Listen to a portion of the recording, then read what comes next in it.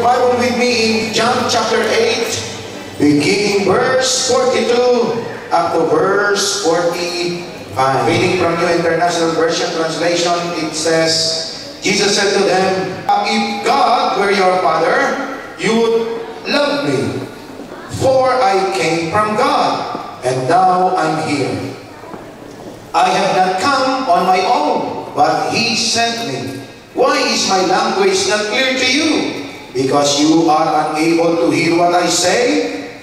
You belong to your father the devil, and you want to carry out your father's desire. He was a murderer from the beginning, not holding to the truth, for there is no truth in him. When he lies, he speaks of his native language, for he is a liar and the father of lies. Yet because I tell you the truth, you do not believe me. Can any of you prove me guilty of sin? If a man telling the truth, if I am telling the truth, why don't you believe me? He who belongs to God hears what God says. The reason you do not hear is that you do not belong to God. May God bless the reading. I would like to share to you a very timely message titled, Father of Lies, Seven Spirit at Large. If God exists, which He really does, if God is the creator of heaven and earth, which He really is, we also should know that there is someone who is considered as an enemy of humanity, and that is not God. Every bad things that are happening in our life, it's not because God wants it to happen or directly did it to us. It's because there was once upon a time an angel who became an arch enemy of God, who is called Lucifer. From that name Lucifer, he became Satan. That means an enemy. And he is the father of lies. And because this is now the season of the last days, the church is being attacked. Not only JIL, but majority or many of the churches all over the world are under attack by the seven children of the father of lies, which I would like to share to you. We will expose his works, so that when the Spirit comes, we will say, you are not welcome in our lives, you are not welcome in our family, for Jesus is our Lord, and only the Holy Spirit is welcome in our lives. Can I hear amen?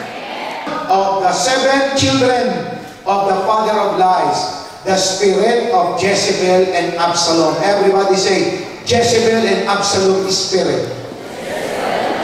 Pastor Bong, what is Jezebel and Absalom? Jezebel, you can find in 1 Kings chapter 19. She is a wife of King Ahab. Ahab is the king, but Jezebel is the one controlling the kingdom by controlling the husband. So what happened? Ahab, instead of becoming a good king, he became a very bad king. Why? Because Jezebel is giving inputs, wrong suggestion. Instead of building up the kingdom according to the will of God, he built it up according to wrong foundation.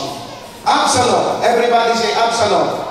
What is Absalom? Who is Absalom? Absalom is one of the sons of King David, whose desire is to take over the kingdom from David. So what does he do? Every person in 2 Samuel chapter 15, 1 to 13, and every time there is a person who will be going to David for counseling, for advice, for favor or request, Absalom is waiting at the gate. And then he will say, excuse me, where are you going? And the person will say, I'm going to the king. Oh, why? Do you have any need? Oh, yeah. You know what? If I only have the authority to decide on that, I will do this for you. So what he did, he took the heart of the people from honoring the true king by being honored by the people. He divided the kingdom of David. So that's what the Spirit is doing. Try to divide this. There is a spirit that is as large at large right now that is trying to control. Because they don't want the legitimate of a person to be honored, they are trying to control others in order to discredit the legitimate authority. In Revelation chapter 2, verse 20 to verse 24, nevertheless, I have this against you, whom the Lord Jesus Christ is talking. It's the church.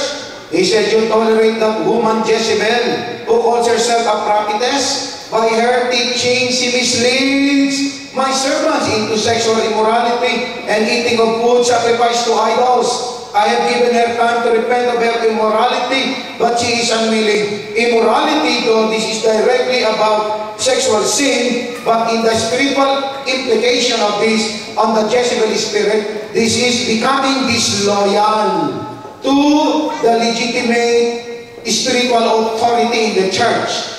It's also in the family. When one commits immorality, it divides the health and the peaceful relationship in the family. Those are called Jezebel spirit. Next spirit is the spirit of independence from God, or with God's spirit. It means they are substituting God's presence from good works. Instead of believing for God's miracle, they just want to do things on their own. That is on the physical things. For example, husband and wife, instead of attending on Sunday and asking God to believe God for provision, they just want to provide for their own. They don't call upon God. They say better to work rather than to pray. This is a spirit. In the church, it means instead of depending upon God to allow God to fix things, to move in the midst of the church, they started to depend on programs. They want everything based on man's way. They set aside God's way. You need to understand in the church history, in the early days, after the move of God in the Protestant move through Martin Luther, the church started to experience revival. John Wesley established, was used by the Lord to bring revival almost in all over the world, until the time that some of the people that followed him when he passed away substituted God's presence with methods. They want things to be according to what they have agreed, and then God was set aside. Are you still with me? Now they have the religious practices, but no more God's presence. Chapter 3, verse 1 to verse 5, listen to this. But mark this, there will be terrible times in the last days. People will be lovers of themselves, lovers of money, boastful, proud, abusive, disobedient to their parents, ungrateful, unholy, without love, unforgiving, slanderous, without self-control, brutal, not lovers of the good, treacherous, rash, conceited, lovers of pleasure rather than lovers of God. Verse 5, having a form of godliness but denying its power. Have nothing to do with them. It's considered as terrible times. You are doing things of God and yet God is not there. Number 3, leaders' manipulation spirit. What is this? Building personal kingdom and following. They started to make the people their own. 1, 2, 3, 4. Those are, I read those people. Where I go, they go. That should not be. We might be used by the Lord to build or to win souls, but no souls is ours. We have not saved anyone. Only the Lord Jesus Christ is the Savior. Can I hear amen? And you need to understand this based on theological understanding. There could be many pastors, like Pastor Bong, but there are only few founders of church organization. Are you with me? It's not because I am now able to preach. It's not because JF Toronto Grove, I could say, now I can separate myself. You follow me? We will go make another organization. We will say, Bong is Lord, for example. I don't like Jesus Lord anymore. And then because I work for you so hard, I teach you, I train you, you follow me. Those who wants to follow me, follow me. That's wrong. You need to understand this. To be a pastor is a privilege. It's already a great privilege, but we need to understand, not because you are a pastor, you can already able to found a church, because these are unique call from those who God has called. JIL is scattered. In spite of that, in JIL there is only one human found there, and that is Bishop Brother Eddie Villanueva. That is given. Now, there are many pastors, we became effective. According to them, our ministry is one of where they are so proud. What does it mean because it's Pastor Bong? No. It's because Jesus is our Lord. He is the one that makes us to grow. Amen? No pastor, not including Pastor Bong, can take the pride of saying, you know what, You see, You cannot say that. The only reason we are blessed, because we find grace and favor from the Lord, probably greater than what others receive. Give God the best clap of praise. For gossip and slander spirit. These are twins. Twin sister to. When you are gossiping, you are slandering. What is gossiping? You know what? The people who are telling the story of gossip as if it's so true. They tell that with feelings. You know what? The truth. You know the truth? You don't know, I know. They do that. Why? You can see the objective of gossip and slander. What? That is to destroy integrity, character, or credential of someone. These are the spirit. Why people believe in that? You know why? Because there is a demonic spirit. And when the people listen to that, has a weak spiritual condition, the spirit is starting to convince that as if the story is true. Are you with me? I know many of you already experienced gossip and slander. Because our church is under attack, they attack the leaders, our spiritual director, and of course Pastor Bong, as your senior in the region. Another story, one brother confessed to me in a heart-to-heart talk. He said, Pastor, I need to ask forgiveness from you. I said, why? Because I believe a lot. But before I believe it, what's the story? He said, Pastor, because somebody, one of the former pastor of ours, who is not now a member of our church, said that your son, our first son, TJ, his school tuition fee is being paid by the church. And you know, Pastor, I believed that at the time. And I said to him, good that you don't believe it now because it could never happen, it had never happened. Paano kami kukuha? How can we get a tuition fee from the church?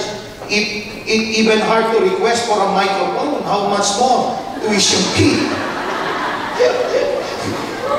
And people believe that the money from tithing offering, you might be able to escape the judgment of people, but you cannot escape the judgment of God. That's why, not even in our imagination, we can think of that. Very, very important, ladies and gentlemen. You watch out. Because gossip and slander, it divides friends, it gives heartache, it causes stress. That's why, when people are saying these stories as if they are true, you watch who is telling it to you and who are they destroying. You need to be wise enough. Can I hear amen? Number 5, evangelism by division. Winning soul from God's kingdom. Where should we win soul? We should win soul outside. But what these people are doing, the spirit, they are winning soul from already won. They said, oh, we are not attending there anymore, Okay, you want to try that church, we're attending? That's wrong. Are you with me? It's very, very, very important. These are spirits. Why people are following? Because their hearts are also become vulnerable. Probably, look at Pastor Paul. Probably some of them came to the church and hoping that the preacher will be a very good preacher. But when they found that it's not, they said, I have a problem with this church. Remember this, when you come to the church, don't look to be blessed by the preaching. look to be blessed by the Word of God. Whoever preaches it, listen to the Word of God, because only the Word of God can change your life. Can I hear amen? You know, in Romans 7:16, it says here, I urge you, brothers, to watch out for those who cause divisions and put obstacles in your way that are contrary to the teaching you have learned. Keep away from them, for such people are not serving our Lord Christ, but their own appetites. By small talk and flattery, they deceive the minds of the naive. That's why it's very, very, very important, brothers and sisters. If they are trying to bring you out from your comfortable, peaceful, and joyful service to the Lord, watch out the spirit. Because the devil's plan is to scatter the flocks. The hirelings scatters the flocks, John chapter 10. But the shepherds protects the flocks. Are you with me? They keep them to continue to grow in the grace and knowledge of the Lord. They want them to be followers of Jesus. But the hirelings, they want the people to be their followers. Wherever they go, they want people to go with them. But that should not be. Because we are being trained like Pastor Bong. I am a pastor of JIL. And only in JIL. If I decided to go, please don't follow me. Let me just be lost alone. It's very, very, very, very important. You need to build up your faith to the Lord Jesus Christ. Be founded on His Word. Amen. Second to the last, materialism is spirit, that is overwhelming concern on financial issues. Pag nakikita, puro pera, pera, pera. Pag mulat ng mata, pera, pera. Ang concern, pera. Saan kayo pupunta pera? Nire-report naman po natin. But they make issues. Nakikita mo ba, do you see the shoes of Pastor Bong? Huh? Maybe that's my money. Those are suggestions of the devil. Are you with me? You need to understand this, my brothers and sisters. If you give your tithe and offering, you give it to the Lord. That's why when you give it to the Lord. And let the Lord bless you. Watch how the Lord will give you and bless you. Watch your employment. Watch your family. Watch how He cancels sickness and disease. Watch how He makes your car without mechanical defect for 10 years. Wow! Because God is blessing you. Are you with me? Watch how much the Lord will bless you. Hindi mo. Saan ka dadalhin? You will never experience peace. But when you entrust into the Lord, except of course if there are issues, you need to be clarified. Are you with me? But if there is not, somebody coming, do you know? Do you know? How about you? Do you know? Do you know you are in a wrong spirit? Do you know? Are you with me? Spiritual deception. What is spiritual deception? It's a deception of the spirit. You don't know you're already wrong. They thought they are right. You know what's the meaning of deceive? They don't know they are deceived. That's the worst. That's why it's the worst. They don't know they are telling things as if it's true. When you tell them that is not the truth, they say, no. You are not right. I'm right. Because there is spiritual deception. Are you still with me? Do you think Satan accepts that he is an enemy of God? No, he does not. What he accepts is I'm still a messenger of God. That's what he accepts. That's why when he comes, he said, I'm a messenger of God, you know. I came here because God wants me to destroy you, you know. He always accused God. Are you with me? But we know Satan's word. That's why in your life, in your family, do not allow these 7 children of the father of lies. Because that's very destructive. In Matthew chapter 24, verse 4 to 5, it says there that there will be many that they will be trying to deceive. In verse 24, even the very elect will be deceived. The devil will try everything. That's why, as I conclude, what is the best defense against all this demonic spirit? Pastor, do we have a defense? Of course. Why? Because greater is He that is in us than he that is in the world. Amen. When you have Jesus Christ as your Lord and Savior, you are in advantage. But why things are still happening? Let me close in this verse. The bottom line of all the works of the enemy is pride. What's for your pride? All of us have pride. Are you with me? The problem is the uncontrolled stooping to the lowest. There is a saying, you need to pride your pride.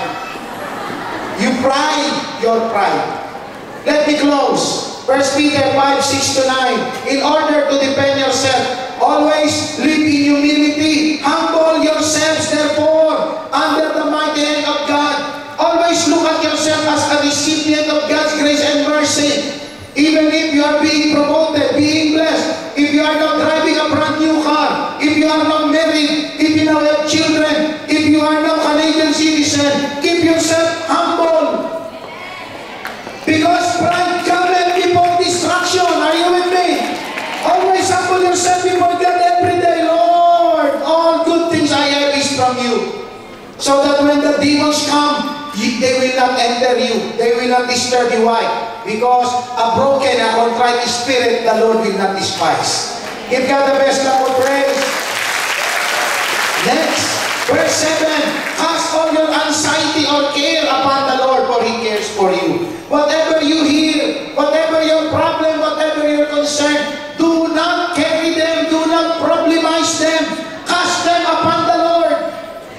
3, verse 8. Be self-controlled and alert. Pigil lang sa sarili. Be self-controlled, self-controlled. Do not join the craziness.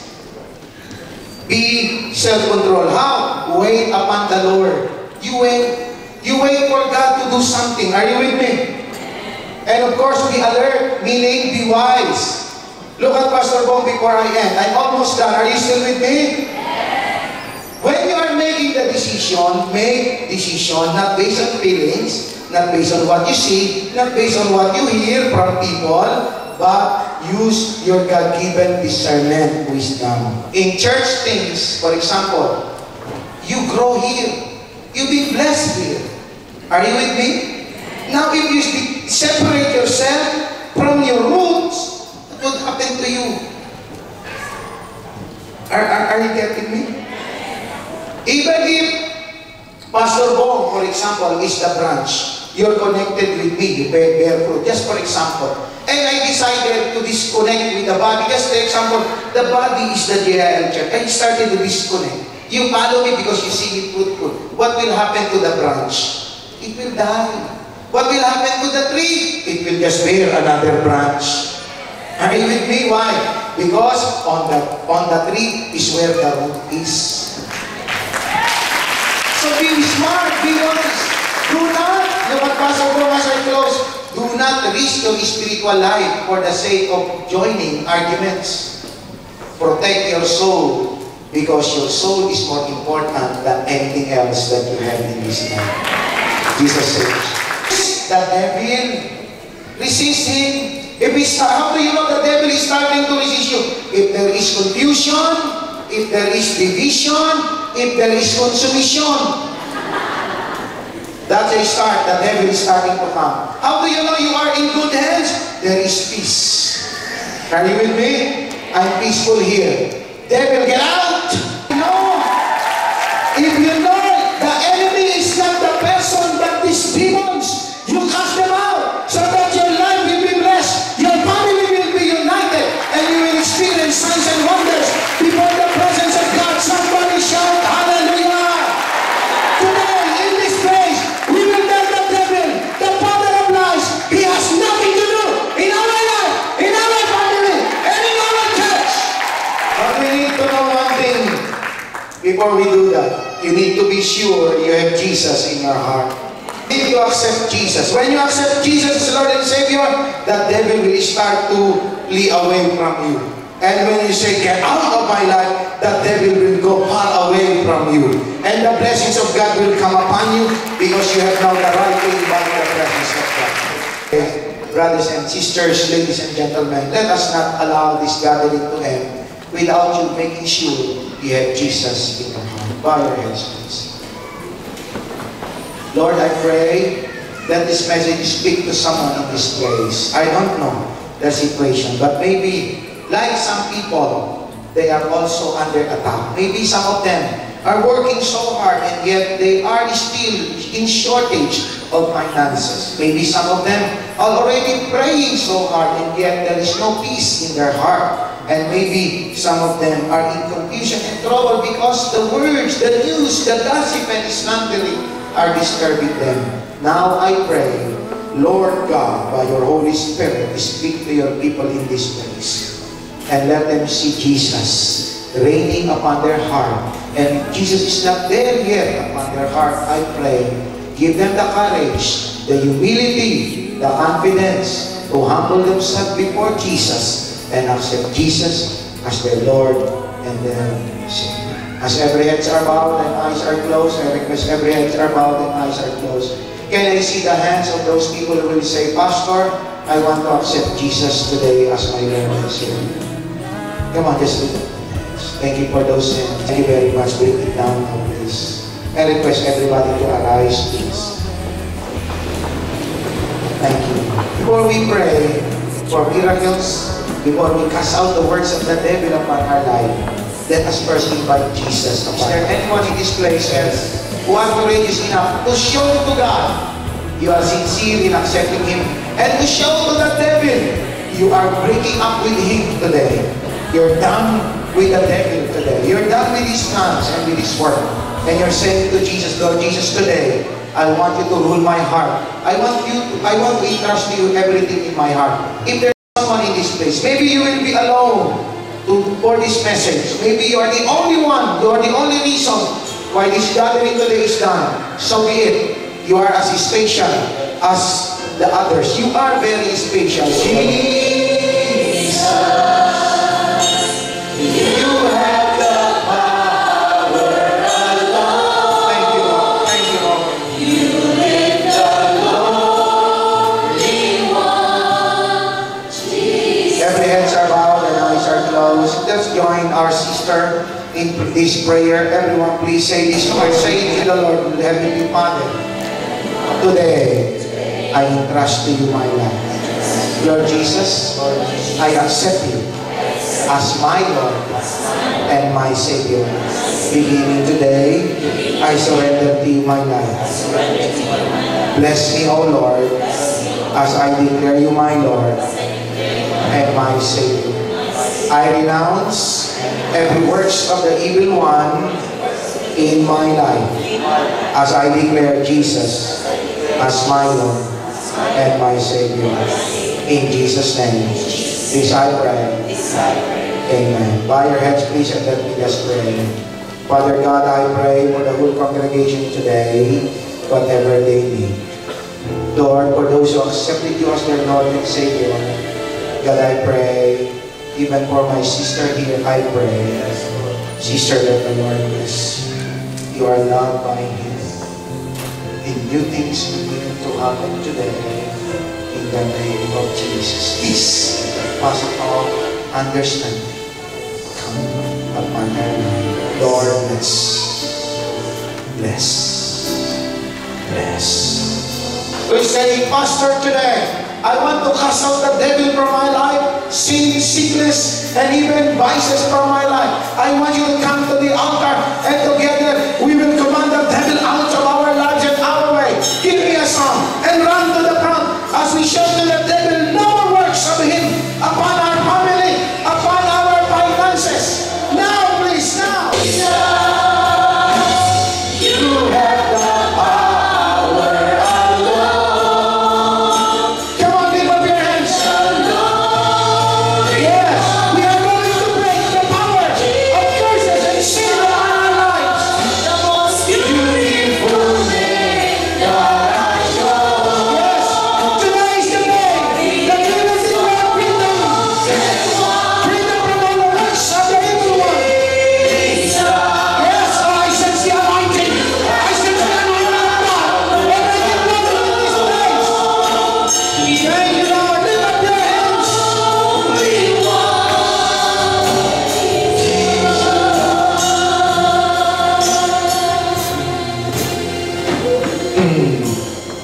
Allow His presence to you. The Holy Ghost is setting free many of you right now. I sense His hand.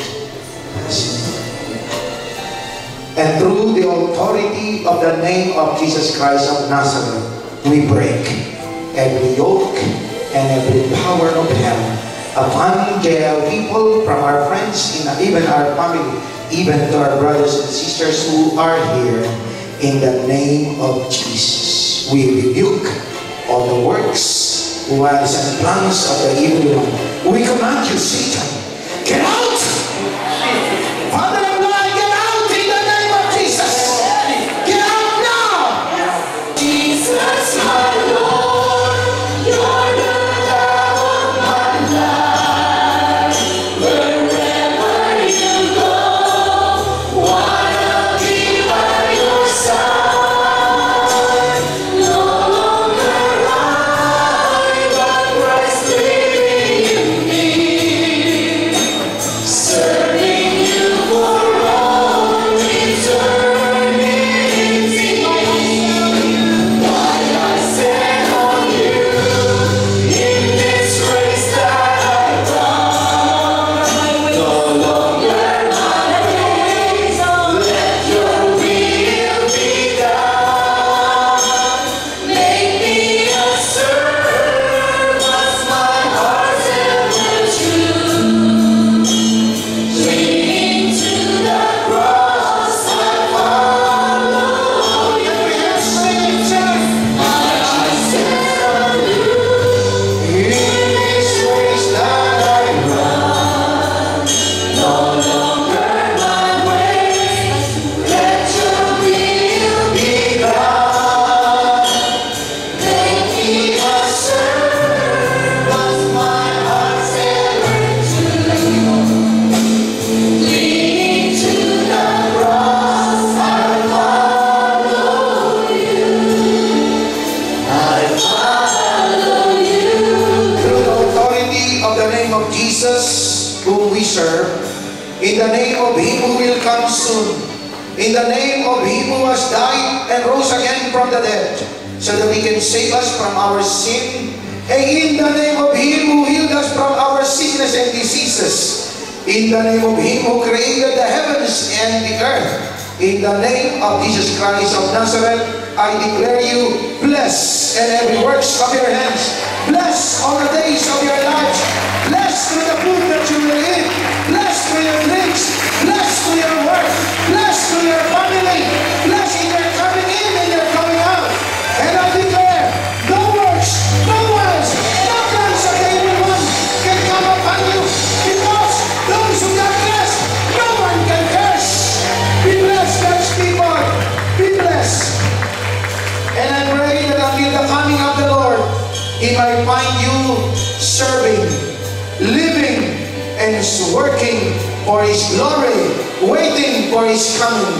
God bless all your people. Bless their family. Bless their